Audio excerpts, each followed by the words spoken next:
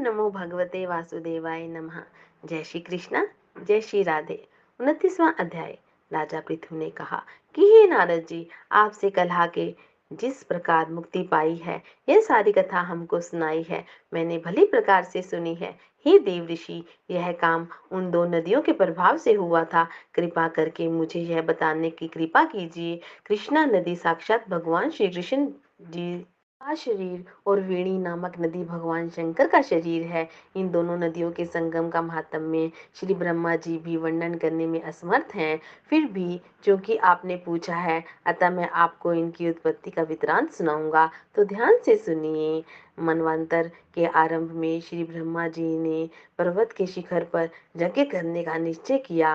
वह सब देवताओं, भगवान विष्णु और शंकर जी यज्ञ की सामग्री लेकर उस पर्वत के शिखर पर गए। तब महर्षि भृगु आदि ऋषियों ने ब्रह्म मुहूर्त में उन्हें दीक्षा देने का विचार किया और इसके बाद उन्होंने श्री ब्रह्मा जी की पत्नी तवरा को बुलाकर भेजा और वह बड़ी असह्यता से आ रही थी। इसी बीच में भृगु जी ने विष्णु जी से पूछा, हे प्रभु, आपने तवरा को शीघ्रता से बुलाया था और वह क्यों नहीं आई और ब्रह्म मुहूर्त टल गया है। पर भगवान विष्णु जी ने कहा, यदि तवरा यथा समय पर ना आई तो आप गायत्री को ही स्त्री मानकर दीक्षा विधान कर दीजिएगा। और क्या गायत्री पुण्य कर्म में ब्रह्मा जी की स्त्री नहीं हो सकती? नारद जी बोले कि भगवान शंकर ने भी विष्णु जी की बात का समर्थन किया। यह बात सुनकर भृगु ऋषि जी ने गायत्री को श्री ब्रह्मा जी की दाईं ओर बिठाकर दीक्षा विधान आरंभ कर दिया। ऋषि मंडल गायत्री को दीक्षा दे रहा था कि इतने में तवरा भी यज्ञ मंडप में आ पहुंची। श्री ब्रह्मा जी के पास में गायत्री को देखकर ईर्ष्या से क्रोधित होकर तवरा ने कहा कि जहाँ अपूज्यों की पूजा करती है और पूज्यों को अप्रतिष्ठा होती है, वहां पर मृत्यु, भय, तीनों अश्वमेघ हुआ करते हैं। और यह गायत्री की ब्रह्मा जी की दाईं ओर तथा ओम में मेरे स्थान पर बैठी है। यह वह अदृश्य बहने वाली नदी होगी।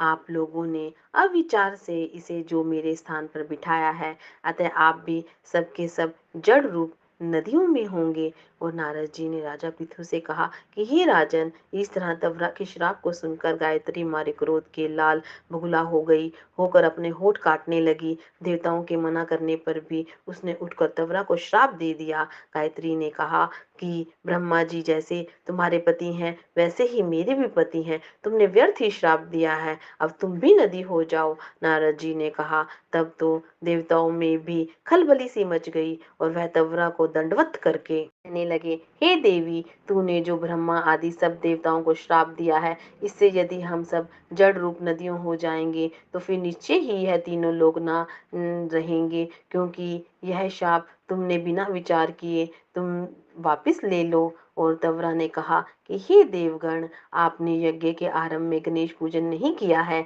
इसीलिए यह विघ्न उपस्थित हुआ है। मेरा यह शाप कभी खाली नहीं जा सकता है। इसीलिए आप सब अपने अंगों से जड़ीभूत होकर अश्वमेघ नदियां बनाओगे और हम दोनों सोते भी अपने अपने अंशों से पश्चिम से बहने वाली नदियां बनेंगी।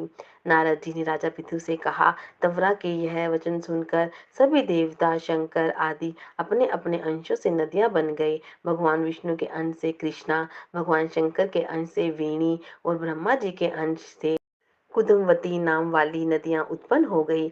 सभी देवताओं ने अपने अंशों को जड़ बनाकर वहीं पर्वत पर फेंक दिया और फिर उन लोगों के अंश अलग अलग नदियों के रूप में बहने लगे। देवताओं के अंशों से हजारों की संख्या में पश्चिम बहने वाली नदियां उत्पन्न हो गई। गायत्री और तवरा दोनों पश्चिम वाहिनी नदियां होकर एक साथ बहने लगी। उन दोनों का नाम सावित्री पड़ा। और श्री ब्रह्मा जी ने यज्ञ स्थल पर भगवान विष्णु और शंकर जी की स्थापना की और दोनों देवता महाबल और अति बल के नाम से विख्यात हुए। राजन, कृष्णा और वेणी नदी की उत्पत्ति का यह वर्णन जो मनुष्य सुनेगा, उसे दर्शन और स्नान का फल प्राप्त होगा। ओम नमो भगवते वासुदेवाय नमः।